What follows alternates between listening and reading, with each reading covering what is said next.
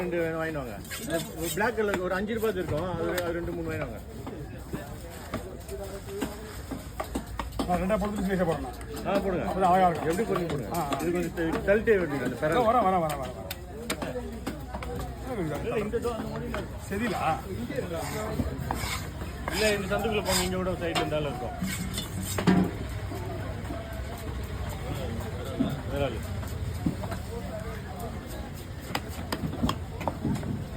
எத்தனை மீனா கொடுத்துறீங்களா? சரி வாங்க, நான் ஃபோன் அடிக்கிறேன். முடிச்சிருவாக்குள்ள உங்களை அனுப்பிச்சதான் எனக்கு வேலையை.